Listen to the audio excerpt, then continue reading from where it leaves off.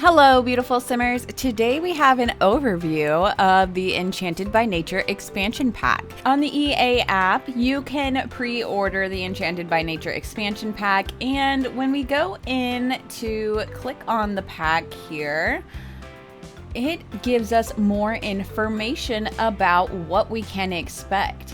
So when we scroll on down, you can see we have nature, magic, balance, and enchantment. We also have the subcategories of those categories, which nature has lifestyle, personality, gardening and crafting, and then there's going to be different subcategories under each of those.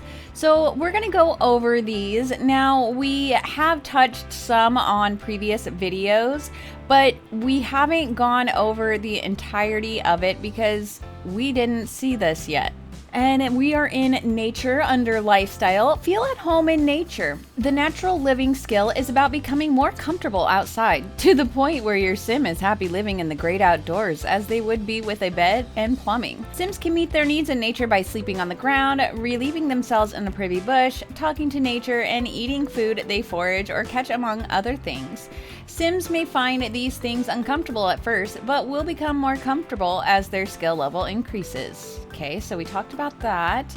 Personality, 3 new traits. And we did go over some of the traits. Plant lovers are happiest surrounded by greenery and will sink into negative moods if they're away from plants for too long. All right, so that's something that's a little bit new. We did get into the plant lovers, but we didn't go as in depth, so they're giving us more information about that. Mystical Sims are empathetic and want to guide others towards more balanced lives, so they'll build their apothecary and gardening skills faster. Disruptive Sims are daring individuals who love freedom and excitement, even if they're fun sometimes at the expense of others. They'll build mischief, logic, and charisma skills faster. All right, we did mention that in the other video, but this is getting us an idea of what skills exactly that they will build quickly. Gardening and crafting. Bring nature inside. Grow just about any plant inside using 4 new tabletop plant pots. These pots will fit in medium-sized spaces like on tables or shelves, and you can use them to grow both harvestable and decorative plants. Turn your home into a lush garden. Another way to bring the outside inside is the new Nature Press, which Sims can use to create decor like candles and wall art from the treasures they find in nature.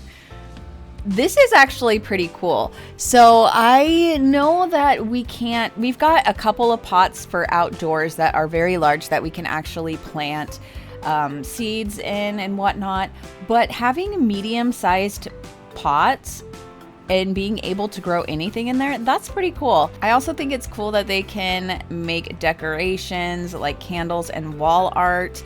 However, I feel like some of this stuff is being reused from other packs, and we will get into that in another video. Let's continue. What you've all been waiting for, magic. So we're in fairy abilities, develop mystical powers. Fairy Sims will gain experience by using their powers or performing specific interactions. As they gain experience, they'll be able to learn abilities like curing ailments or bestowing them. Ooh, that sounds fun. Changing the moods or luck of other Sims.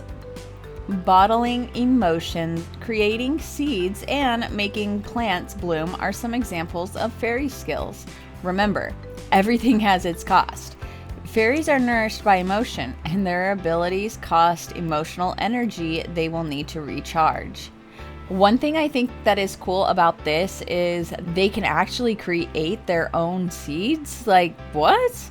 I'm curious what that means. Like, how does that work? I think it's obviously just going to be some random not base game seeds, but I guess fairies are going to have to try to craft up their own seeds. I don't know. I do think it's funny that they can affect others' moods and luck, so that's kind of interesting.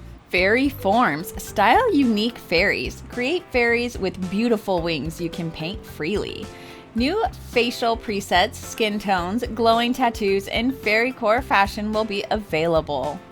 Fairy Sims can have a separate fairy form in addition to their normal sim form. While Sims can start as fairies and casts, they can also become fairies through special journey that'll have them summoning Mother Nature and visiting the Enchanted Springs. Fairies also have a new woohoo and a new death, emotional starvation. I am wondering if the paint is something that we get to design. As we take a look at this fairy here, look at that. She's got little devil horns, so she must be an evil fairy. I don't know. But I do think it would be cool, like I said in the other video, to make an angel and a devil version. One that's more good and one that causes more mischief. I think that would be fun to play out. As we take a closer look at this fairy, we can see that she has some drawings on her. And I'm wondering if these are going to come as presets or if these are something that you can draw freely, you know, kind of like with cats and dogs. That's what I'm kind of wondering. Or unless they're tattoos, I guess we'll just have to wait and see what they show us. I do think it's cool that you can have a fairy form or a sim, a regular sim fairy form. Now we're into fairy dust. Enchant plants, gnomes, and more. You don't have to be a fairy to use fairy dust. Is enchanting fun for everyone? Use it to bring gnomes to life and have them help around your lot, or enchant plants and objects created with the Nature Press.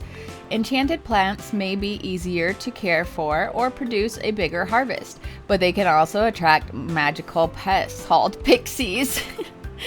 Fairies create their own fairy dust. Other Sims can ask them for it, and both fairies and non-fairies can find it while foraging or pick it up at special locations. We take a look at this gnome, and it does have a halo.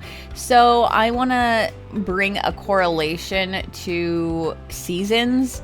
You know, they'll throw out seeds and stuff once they get that halo on that special gnome day or whatever. So I feel like, yes, there is some repeats here as well. We're going under balance now.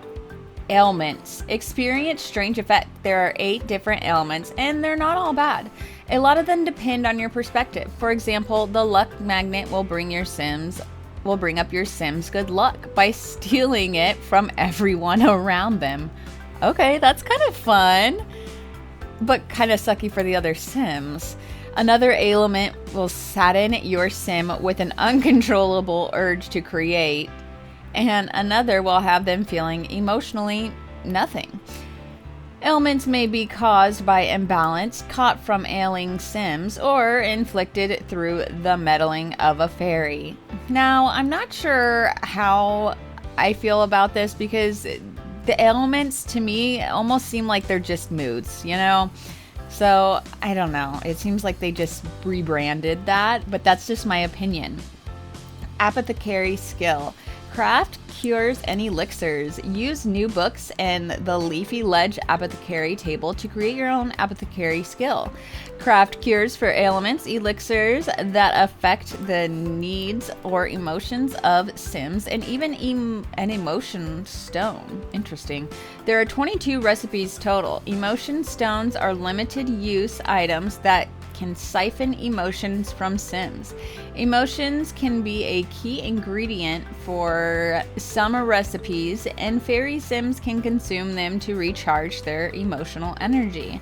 That energy will decay more slowly while a fairy Sim has an emotion stone in their inventory. Basically, what this sounds like is that they can go ahead and give these stones to somebody and like steal their emotions, and then the fairies can use it. That's the vibe I'm getting. But anyways, let's continue. Luck. Play the odds. Luck affects a Sim's chances of getting positive outcomes when crafting, foraging, socializing with other Sims, and more. Luck even plays a role in whether evil gnomes will show up on your lot. Okay, real quick. I want to see those evil gnomes. That's what I'm talking about. I want to see Sims afraid and terrified of gnomes and like just having bad dreams that a giant gnome is going to come to their lot. I don't know. I think that would be hilarious. You can check a Sim's luck by looking at their Simology panel, and it can be changed in various ways, like by asking Spruce Almighty for help or being the target of a fairy's play with luck ability. You can turn off the luck system via your in-game settings. Alright, that's nice that we can turn some of this off. I wonder how much we're going to be able to turn off because I can see some of this being really annoying. Moving on to enchantment. Neighborhoods. Explore a world in bloom. The coast of Admore is a Celtic-inspired town with walkable streets, a giant gnome statue, and a lot of history. It's the most down-to-earth of Inniskren neighborhoods. Spruceberry Grove is a very nature-focused community with a touch of mystical thrown in. Everdew is a hotspot for fairy activity where their powers are used openly and even the plants feel fantastical. The Mossville Fairy Hub, a large mushroom, is located here. Explore to discover more enchanting surprises. So we basically went over a lot of that in prior videos. New faces. Meet fantastic new friends. Mother Nature can be summoned and she can help Sims on their quest to become fairies. There's also a special glasswood tree statue that summons Spruce Almighty. This verdant fellow can help out around your lot or even improve your Sim's luck. You can get your own statue and place it on your lot to summon him more easily. Alright, that's cool. You can summon him more easily. So now that we've gone through all of that, I want to know what you guys are thinking. I personally am mostly excited for the fairies, like the cast items in it and seeing what we can do with them. I think that would be cool. I also think it would be so funny to have the Sims afraid of the gnomes, so making giant gnomes, and I'm wondering what the gnomes are going to be able to do. I don't know. I also think that this could have just been left a game pack where it could have just been specifically for fairies, but then they wouldn't have been able to make a gnome specific pack because I feel like a lot of people wouldn't have bought that, you know? Gnomes aren't my favorite thing. I don't know if they're yours. Also, I do think it will be kind of annoying with some of the plants that we have to water and grow just as we would with a garden. I think that's kind of, I don't know. But you guys are going to have to let me know your thoughts in the comments below, and I will see you all very soon. Bye, guys.